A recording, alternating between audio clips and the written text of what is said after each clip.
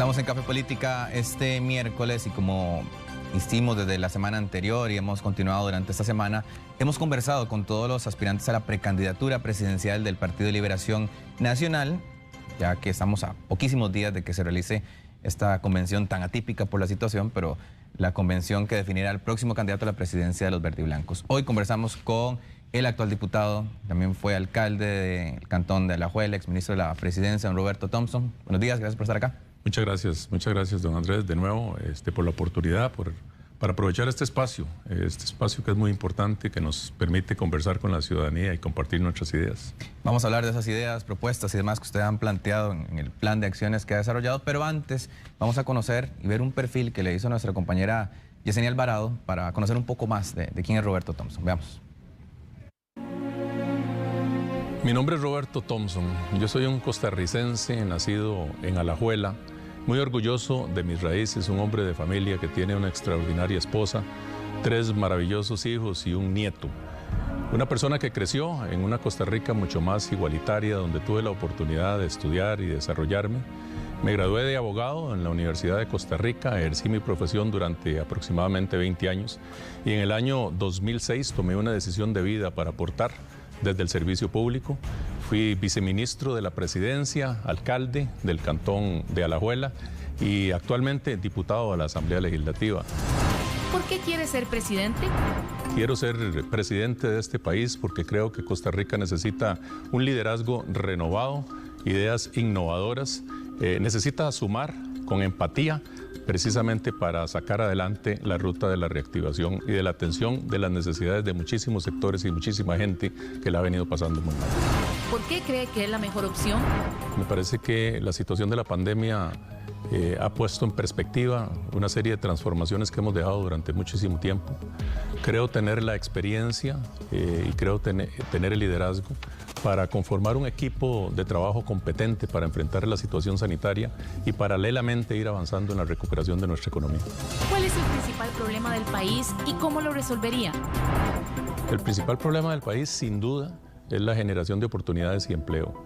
Tenemos cifras alarmantes en materia de desempleo, no solo producto de la pandemia, sino de una serie de decisiones que no hemos tomado durante muchísimos años. El país requiere una transformación de nuestro Estado para que se convierta en un instrumento que genere oportunidades, inversión y empleo, sobre todo para la gente joven. Y me parece que concentrar todos nuestros esfuerzos en atender al sector productivo para que genere esas condiciones es el principal reto que tenemos por delante. ¿Cuál es su solución para crear más empleos? Yo creo que lo primero que el país tiene que recuperar es la confianza en los gobernantes, la confianza en lo interno y la confianza en lo externo. Pero también en el proceso de recuperación y reactivación económica tenemos que atender las demandas de varios sectores. Impulsar un programa muy agresivo en infraestructura, recuperar el sector construcción, ampliar el parque de zonas francas, que es un régimen exitoso que le da un enorme retorno al país. Incentivar a las empresas para la contratación, particularmente de mujeres, generar condiciones para que la economía naranja vuelva a crecer, la economía de la creatividad, del arte, de la cultura.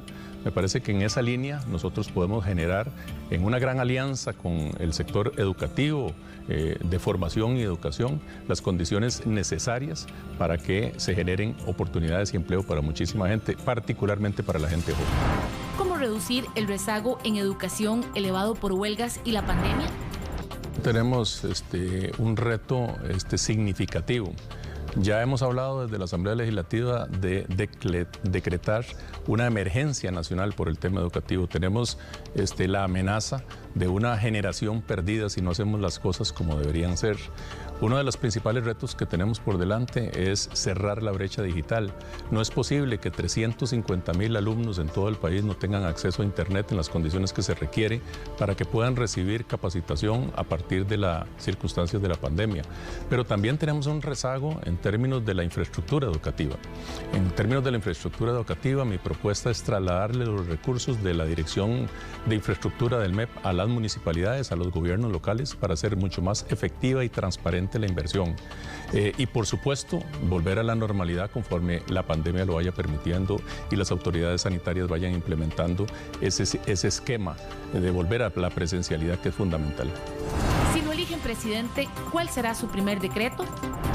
La conformación de un grupo de trabajo interdisciplinario conformado por gente del sector público con el sector productivo, básicamente para establecer a cortísimo plazo una serie de acciones fundamentales en el proceso de reactivación que tienen que ver con la mejora en la competitividad, en la simplificación de trámites y la confianza necesaria para la inversión. Yo creo y sigo pensando que el principal problema de este país y sobre el cual vamos a sentar las bases de una Costa Rica mucho más equitativa e igualitaria es la generación de oportunidades y empleo para la gente. No solo para la gente joven, particularmente para la gente joven, pero también para muchísimo otro adulto joven y adulta joven que ha perdido su trabajo y las oportunidades de emprendimiento a raíz de la pandemia. De manera que yo creo que concentrar ese esfuerzo desde el inicio en la generación de oportunidades y empleo en conjunto con los sectores productivos es fundamental.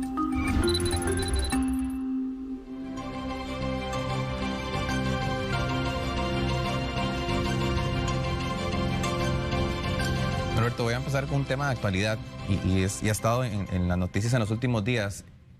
Diputados se les ha vinculado con reuniones, encuentros con personas a quien han ligado al narcotráfico. Incluso también ha tocado las filas liberacionistas por funcionarios en puestos municipales, principalmente en la zona sur. ¿Qué opina usted de todo esto? Bueno, yo creo que en el combate al narcotráfico tenemos que ser absolutamente decididos y no podemos dejar ninguna duda. Transparencia y acciones concretas. Desde el punto de vista de la Asamblea Legislativa, en particular, en el caso de nuestro compañero Gustavo Viales, él tomó decisiones importantes en ese sentido, se separó de la fracción legislativa, se separó de la Secretaría General, se separó de la comisión respectiva que presidía de Seguridad y Combate al Narcotráfico y también renunció a su inmunidad para ponerse a disposición de las autoridades judiciales. Me parece que en ese mismo sentido, cualquier persona que haya sido cuestionada o vinculada de alguna forma tiene que colaborar con las autoridades. Evidentemente hay un tema complejo que es el combate al narcotráfico, que tiene que tratarse también a nivel país y que afecta no solo este tema de los diputados y diputadas, sino todos los estratos de la vida nacional. Nosotros, la Fracción de Liberación Nacional, tomó la decisión de apoyar la conformación de una comisión que empezó a funcionar ya a partir de esta semana para investigar desde el punto de vista del control político esas vinculaciones. ¿Usted cree que se ha infiltrado el narcotráfico en la política nacional? Yo creo que lo pretende hacer, evidentemente, y ejemplos hemos tenido muchos, y por eso tenemos que ser muy consecuentes, y sobre todo quienes aspiramos a la presidencia de la República, a cargos de elección popular, tenemos que poner nuestra vida en manos de la ciudadanía para que realmente todas nuestras acciones sean transparentadas. En la Asamblea Legislativa hay varios proyectos relacionados con esos temas que tienen que ver, por ejemplo, con el tema del lobby. Hay un proyecto presentado con respecto a ese asunto y yo creo que tenemos que avanzar en esa línea. ¿Es prioritario para usted dentro de su campaña en esta precandidatura el tema del narcotráfico? Es prioritario el tema de seguridad y el tema del narcotráfico es parte de ese esfuerzo que tenemos que hacer para recuperar el país. Pero eso pasa también por generar oportunidades y empleo para la gente. Yo creo que el narcotráfico tenemos que combatirlo de frente, tenemos que profesionalizar aún más nuestras policías, sobre todo a raíz de los nuevos métodos que utiliza el crimen organizado, pero también tenemos que abordar el tema desde una perspectiva social, socioeconómico. En las regiones que más penetradas son por el narcotráfico son las regiones más deprimidas del país, donde particularmente los jóvenes no encuentran oportunidades de trabajo, no encuentran oportunidades de empleo. Estamos hablando de las costas, de las zonas rurales, que han estado muy abandonadas a su suerte. Se lo preguntaba porque en el plan de acción, este que tengo acá, el suyo, el narcotráfico se menciona solo 2 veces. Entonces, ¿qué hacer si usted tiene, por lo que me dice, tan presente esa amenaza que existe en la política de infiltración del narcotráfico, pero en este plan de acciones solo lo menciona 2 veces la palabra y además pues el grupo tal vez que tiene que comparecer a la Asamblea, ese es otro tema que quería consultarle, de los alcaldes de la zona sur, fueron los primeros que le dieron a la adhesión a usted allá por febrero, me parece, que usted estuvo allá por zona sur. ¿Da tranquilidad, da transparencia que esto suceda en medio de la campaña, la suya en particular? Bueno, yo creo que Generalizar siempre es complicado, ¿verdad? Yo he recibido el apoyo de muchísima gente, muchos alcaldes, no solo los de la zona sur. Y me parece que cualquier alcalde y cualquier funcionario público que está cuestionado tiene que responder por sus actos, ponerse a disposición, más allá de una campaña política, poner a disposición su cargo y la transparencia que exige el ejercicio de su cargo ante las autoridades competentes. De manera que yo, en ese sentido, me siento tranquilo. Yo he sido muy insistente, le repito, yo creo que en el caso del diputado Viales, en el caso de la Fracción de Liberación Nacional, él dio muestras de esa disposición a ser investigado y me parece que hay que ir adelante. Ahora, usted plantea el tema de la palabra narcotráfico. Yo le planteo el tema de seguridad en términos generales. La seguridad, como usted lo ha visto en nuestro plan de acción, es un eje transversal de toda la política pública. Sí. Y me parece que desde ese punto de vista nosotros acentuamos ese aspecto que no solo tiene que ver con la seguridad contra los delitos, tiene que ver con la prevención, tiene que ver con la generación de oportunidades, pero también tiene que ver con la seguridad jurídica que el país tiene que proyectar para generar inversión y para generar empleo. Ahora que toca el tema de empleo, hablemos de las propuestas específicamente. ¿Cómo generar el empleo? Usted ahora dijo que es tema es más sensible tal vez de lo que más afecta a la población, pero ¿cómo generar más trabajo y más oportunidades? Vamos a ver, el país viene sufriendo una de las crisis más graves de su historia. Desde el punto de vista sanitario, miles de familias han sufrido el dolor de la enfermedad y han sufrido el dolor de la pérdida de seres queridos. Pero también desde el punto de vista económico, miles de familias han resultado afectadas. Hoy tenemos cifras alarmantes en materia de desempleo, hoy tenemos cifras alarmantes en pobreza, hoy tenemos cifras alarmantes en pérdida de emprendimientos, en negocios cerrados. Y yo creo que la prioridad, todos coincidimos es en generar esas oportunidades. ¿Cómo lo vamos a hacer? Yo creo que nosotros tenemos una responsabilidad histórica como Liberación Nacional de dar un paso adelante y eso pasa por varias acciones en particular. Una, la transformación del Estado. Y yo hablo de transformación del Estado con acciones concretas. Por ejemplo, en el tema de productividad, nuestra propuesta plantea la fusión del Ministerio de Economía y el Ministerio de Agricultura en un gran Ministerio de la Producción. Hace poco el ministro de Agricultura nos hablaba de que realizó finalmente, después de 3 años de gestión, que hay 11 dependencias en el Ministerio de Agricultura que tienen que ver con la asesoría y la gestión, particularmente en términos de la producción. Bueno, eso no puede ocurrir en un país que está enfocado necesariamente en el tema de apoyo a la producción. Bueno, estamos planteando también desde ese punto de vista una transformación que tiene que ver con colocar al Ministerio de Ciencia y Tecnología en el centro de toda la actividad, precisamente porque una de las propuestas que tenemos es la atracción de gigantes tecnológicos y para eso tenemos que abordar una serie de proyectos de innovación y colocación de la tecnología en el centro de la acción. Estamos hablando también de una transformación del Instituto de Fomento y Asesoría Municipal. Usted habló ahora del tema de las municipalidades. Sí. Yo fui alcalde durante 8 años y yo entiendo a las municipalidades como aliados estratégicos de este esfuerzo que tenemos que llevar adelante. Pero también estamos hablando de atender el sector de la creatividad. Que el Ministerio de Cultura se convierta en el Ministerio de Cultura y la Economía de la Creatividad para incluir a toda la creatividad, no solo en condiciones de obtener financiamiento, sino para poder colocarlo en el centro de la actividad económica. Esa es una primera medida. La segunda tiene que ver con la competitividad país.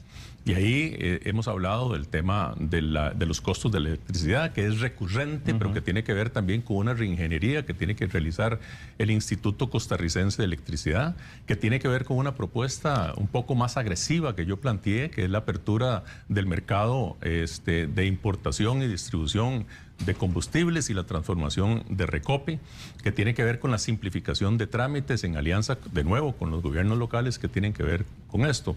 Y algunas acciones específicas que tienen que ver con duplicar el parque de zona franca, por ejemplo, utilizando los terrenos del Estado, que tienen que ver con la generación de una red de centros de valor agregado, particularmente para el sector agrícola, que está muy abandonado y que genera alrededor del 35% de los empleos en las zonas rurales, que tiene que ver con la diversificación del sector turismo, que es un sector que ha resultado muy golpeado, y que tiene que ver también con una serie de iniciativas iniciativas adicionales, como por ejemplo la producción e industrialización y comercialización de cáñamo, que estaba por ahí en la Asamblea Legislativa y que no ha ido para adelante.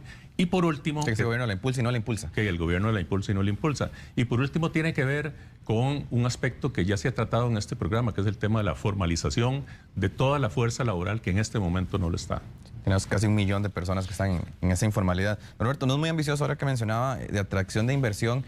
¿Tenemos la competitividad? ¿Somos suficientemente competitivos? ¿Confianza suficiente para atraer empresas como Facebook, Google y Apple, que usted las menciona en su plan de acción? No, yo creo que tenemos todas las posibilidades de hacerlo. Este país tiene todas las condiciones para hacerlo, porque este país ha apostado durante su historia a fortalecer los procesos educativos y de formación. Tenemos sobre todo una mano de obra muy calificada. Tenemos además una generación que se ha preparado para enfrentar estos retos, que está mucho más conectada con el mundo, que está mucho más actualizada. Yo tengo un hijo de 25 años y él me enseña permanentemente acerca de estas nuevas realidades, y con él comparto mucho estas inquietudes, en donde hay una serie de acciones que podemos emprender desde el punto de vista de incentivos para que esas empresas vuelvan a ver a Costa Rica, pero eso requiere, Andrés y todos los que me escuchan, una generación de confianza y un liderazgo capaz de generar esa confianza para atraer esas empresas a Costa Rica. Evidentemente, esto va a resolver una parte del problema, porque hay otra parte del problema que no podemos esconder, que es el tema de la pobreza y la desigualdad representada por la gente que no ha tenido oportunidad de prepararse y capacitarse. ¿Y cómo vamos a hacer para fortalecer, por ejemplo, el acceso a instrumentos tan importantes como la red de cuidado y generar alianzas, por ejemplo, con el Instituto Nacional de Aprendizaje y otras instituciones de educación superior, para que podamos, sobre todo, capacitar y formar a las mujeres que representan casi un 70% de los hogares en pobreza en este país, para que puedan insertarse en un mercado laboral cada vez más competitivo? Y ese es el esfuerzo que tenemos que hacer, y ahí tenemos que poner mucha más energía y mucha más decisión, y eso es lo que el próximo gobierno tiene que emprender.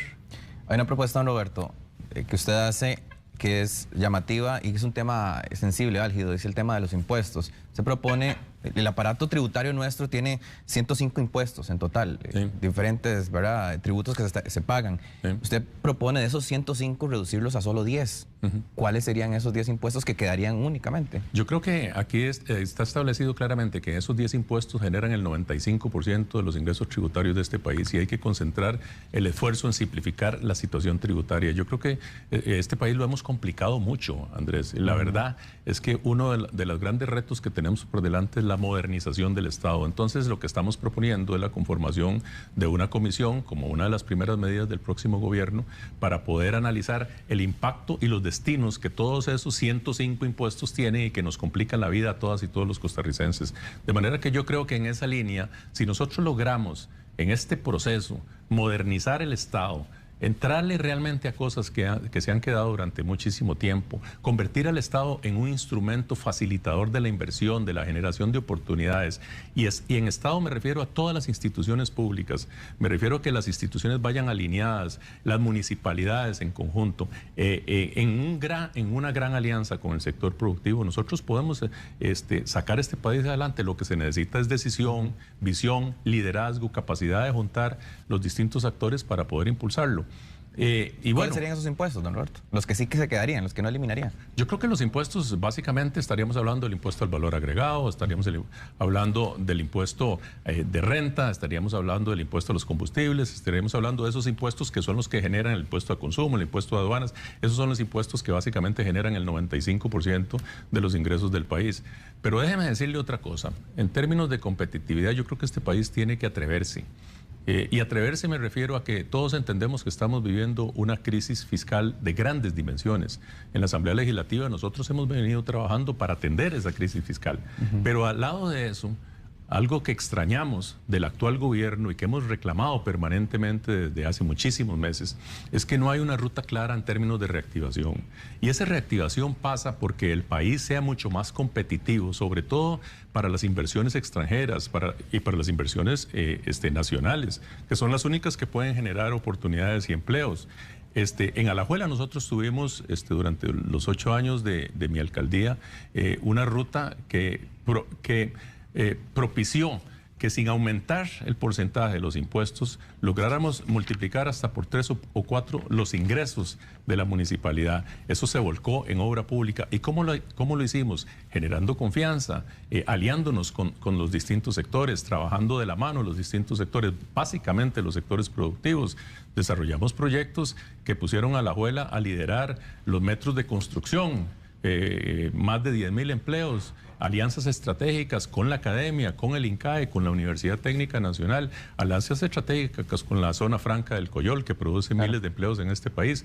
De manera que yo creo que si nosotros nos atrevemos, innovamos y hacemos las cosas diferentes, realmente este país tiene todo el potencial para salir adelante. Voy a hacer un poquito más hincapié con este tema de los impuestos porque me llamó mucho la atención dentro del plan. Solo lo menciono en un párrafo, pero por lo que veo sí lo tiene bien desarrollado. Aquí tenemos una pantalla con los 5 impuestos que más le generan al país.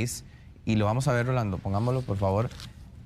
Al menos en el primer cuatrimestre de este año, estos son datos del Ministerio de Hacienda, lo que más ha generado recaudación es ingresos y utilidades. Usted ahora mencionó renta, que generó en estos primeros 4 meses 750.000 millones de colones, el del IVA, 653.000 millones de colones, el impuesto único a los combustibles, por cierto, hoy subió por 6ª vez consecutiva aquí.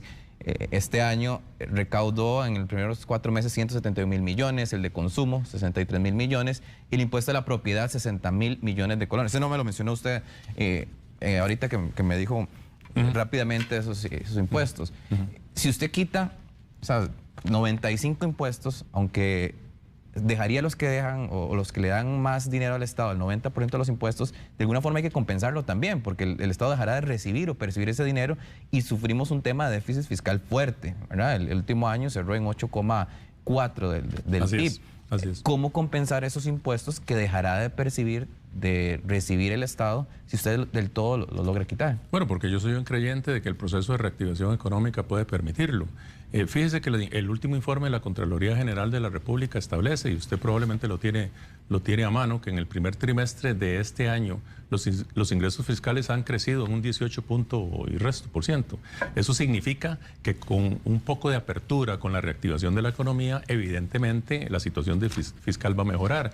Yo soy un convencido de que no solo es a través de impuestos como podemos sacar adelante este país, no sé, al revés, tenemos que incentivarlo. Ahora, me refiero a estos temas en particular porque hay una serie de pequeños impuestos que tienen destinos específicos que probablemente los vamos a compensar de otra manera y que no influyen tanto en el déficit fiscal, sino que tienen esos destinos específicos. Yo lo que pretendo con esta idea, Andrés, es hacer un llamado a atrevernos a modernizar el Estado, a facilitarle a la gente las posibilidades de invertir, a simplificar mucho más las condiciones y los trámites para que realmente la gente tenga posibilidades de emprender. Este país necesita emprender, este país necesita generar un nuevo dinamismo y eso solo lo vamos a hacer atreviéndonos a hacer las cosas distintas y por eso nosotros hemos hablado de un liderazgo que se atreva. Y eso pasa porque Liberación Nacional también dé un paso adelante en ese gran esfuerzo. ¿Y quitar estos 95 impuestos será fácil? Porque esto le toca a la Asamblea Legislativa, no al presidente. Claro. Porque eso es por principio de reserva de ley, ¿verdad? Así es, pero eso exige una gran capacidad de negociación política. Y le voy a contar una historia. Durante el año 2006 al 2010 yo fui viceministro de la presidencia y tuve particularmente en mis manos, con la confianza de don Rodrigo, el manejo y la coordinación de la agenda legislativa. Durante esos años, algunos recordarán, usted está más joven, pero estoy seguro que lo recordará, se trató de llevar adelante una agenda muy fuerte, particularmente porque estuvo muy condicionada por la aprobación del Tratado de Libre Comercio, 14 leyes de implementación, en cuenta la apertura del mercado de seguros, la apertura del mercado de telecomunicaciones y muchas otras leyes que proyectaron al país hacia el mundo y que mejoraron la estructura del Estado. Bueno, faltando 15 días para terminar el gobierno, aprobamos con 38 diputados y diputadas presentes y votando la última de esas leyes. Eso requiere una gran negociación política, eso requiere una capacidad de escucha que hemos de alguna forma perdido. Si algo hemos criticado nosotros de este gobierno es esa falta de gestión política. Y se lo digo como diputado, como presidente de la Comisión de Asuntos Económicos, donde hay cientos de proyectos. Le digo cientos porque son más de 100 proyectos de reactivación económica y que ustedes han tenido claridad de que no han sido impulsados Uno de ellos, el proyecto de formalización de casi 47% de los trabajadores independientes, que todavía sigue por ahí y sigue sin decidirse, y que hay que plantear. Precisamente no solo porque estamos condenando a un gran sector a no tener el seguro de salud, sino a no tener opción de una pensión digna, pero también requerimos ingresos frescos para la Caja Costarricense del Seguro Social e incluir a todo ese esquema no formalizado en la formalidad. Es parte del esfuerzo que tenemos que hacer, pero es parte de atreverse a hacer las cosas distintas. Ahora que digo que don Rodrigo le dio la confianza cuando fue viceministro de la presidencia, don Rodrigo siendo ministro de la presidencia, ¿qué pasó con esa confianza? Que en esta campaña don Rodrigo más bien le dijo aquí en Telenoticias que apoyaba a don Carlos Ricardo Benavides. Don Rodrigo es una persona por la cual yo tengo un gran aprecio. Don Oscar y don Rodrigo me dieron una oportunidad de trabajar con ellos. Siempre los consulto, siempre converso con ellos, tengo una relación estrecha con ellos y respeto mucho su posición. Yo en realidad en este proceso voy adelante porque estoy aliado con la gente. Ese es nuestro lema de campaña y eso es lo que a mí me importa. Igual seguiré siendo un hombre del cual espero seguir recibiendo el consejo. ¿Cómo llega el partido a esta convención tan atípica? Porque ustedes tuvieron una discusión fuerte en la última Asamblea Nacional para intentar cambiar la fecha de la convención y no lo lograron. Con dos visiones diferentes. Me parece que estamos hablando de dos visiones diferentes del partido. A mí me parece que hay gente, particularmente alrededor de don José María, que quieren mantener un partido cerrado, un partido que vaya adelante aún en contra de las disposiciones sanitarias, celebrar esta convención el próximo 6 de junio en una situación compleja que por la que están atravesando miles de familias en este país, que han perdido seres queridos, que realmente han sido golpeadas por el tema de la enfermedad, y que han sido golpeadas desde el punto de vista económico también. Nosotros planteamos, junto con otros precandidatos, la necesidad de posponer esa convención para una fecha que le diera un poco más de posibilidad al sistema sanitario de estar en mejores condiciones. Y sin embargo, forzosamente lo llevaron adelante. Ahora hay una discusión que la tendencia de don José María está planteando de la necesidad de dar la adhesión al partido y enfrentar la adhesión a la participación. Nosotros planteamos en el mes de diciembre del año pasado una convención abierta, y abierta significa que todas y todos los costarricenses pueden participar, pero hay gente que quiere que la participación sea mínima. Hay gente que no quiere levantar las alfombras, abrir las puertas y las ventanas del partido para que se oxigene, para que realmente entren nuevas ideas, para que el partido se proyecte atrevidamente y tome posiciones de cara a las grandes realidades, para que no hable de temas importantes que tiene que hablar y de donde tiene que tomar posición, como los derechos humanos, como el medio ambiente, como el desarrollo sostenible, como la movilidad urbana, como temas de mejora en la calidad de vida, como la alianza con los gobiernos locales. Son temas que el partido tiene que posicionar y que no ha posicionado. Y hay gente que quiere evitar esa confrontación de ideas. Hay gente que no quiere hablar de lo que pasó hace 30 años. Hay gente que, por el contrario, quiere ocultar una serie de cosas, que no debate, que no participa en programas de opinión, que las cosas tienen que forzarse para llegar muy rápido a una convención, ojalá con poca gente. Y el llamado nuestro es todo lo contrario. Yo creo que nosotros como liberacionistas cometemos un enorme error si no abrimos el partido, particularmente para las nuevas generaciones. Fíjese que usted lo tiene claro, y aquí se ha hablado también en otras oportunidades. Hoy el Partido Liberación Nacional representa no más de 15, 17% en simpatía partidaria. Eso debería ponernos a meditar, porque hay gente que quiere cerrar el partido de cara a una elección de corto plazo, para después llegar al gran público, abrirlo y decirle, ahora sí, tenemos que sumar para ganar las elecciones en el 2022. A mí me parece que el Partido de Liberación Nacional se juega hoy su historia, su presente, pero particularmente su futuro. Porque una nueva derrota de Liberación Nacional en esas condiciones se hará muy difícil que el partido se proyecte unido hacia el futuro, y esa es la pelea que nosotros estamos dando porque realmente el Partido de Liberación Nacional se reposicione, vuelva a generar confianza en la gente, vuelva a generar confianza en el electorado, particularmente en la gente joven, en la nueva generación que está muy desconectada de la política, que está muy desesperanzada de lo que está pasando y que es la obligación nuestra hacerlo diferente. Y yo creo que esa pelea vale la pena. Y la estamos dando y esperamos que realmente mucha gente reaccione y que vaya a votar el domingo, no contra nadie en particular, sino a favor de ese proyecto político que consolide un partido amplio, un partido innovador, un partido con visión de futuro, que vea 30 años adelante y no 30 años hacia atrás. Esa es la pelea que estamos dando nosotros. Don Roberto, le hemos preguntado a todos, ¿cuánta gente cree que llegarán a votar el domingo? Algunos han hecho proyecciones, otros batazos, pero ¿cuántas personas podrían acercarse el domingo? 431,000 fueron hace 4 años. Sí. ¿En esta ocasión? Yo diría que va a depender mucho de varios factores. Evidentemente la gente tiene temor por la pandemia, evidentemente la gente tiene preocupación por acercarse a los centros de votación, pero más allá de que no pudimos posponer la convención, yo quisiera hacer un llamado a las y los costarricenses para que realicen que el próximo domingo no solo estaremos eligiendo el candidato de Liberación Nacional, sino probablemente el próximo presidente de la República. Y eso debería motivarnos a participar. Lo único que se necesita para participar es la cédula, mascarilla, alcohol en gel, el distanciamiento, evidentemente, y un lapicero. Y cada uno de las y los costarricenses tiene la posibilidad de reconstruir y fortalecer un partido político que ha sido fundamental en la historia de este país, pero sobre todo de proyectarlo hacia el futuro. Y eso es lo que esperamos. Yo no me atrevo a decir un número. Yo esperaría, sinceramente, que sea muchísima la gente, muchísimas las y los costarricenses que vayan a esa convención. Roberto, a todos les hemos dado un minuto para un mensaje final en este cierre de Café Política. Tiene un minuto. Gracias. Yo quisiera hacer un llamado en particular a las y los costarricenses en esa misma línea. Hoy miles de familias están viviendo el dolor de la enfermedad. Hoy miles de familias están viviendo una situación acongojante. Hay costarricenses que no tienen la posibilidad de llevar el sustento a sus hogares.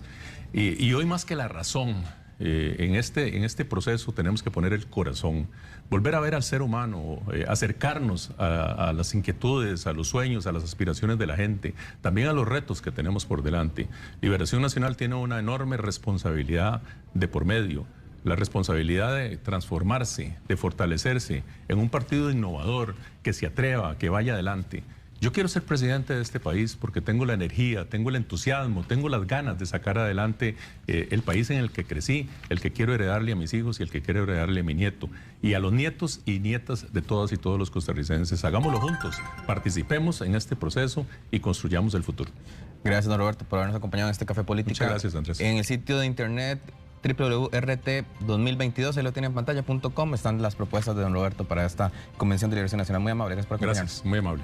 Continuamos con más.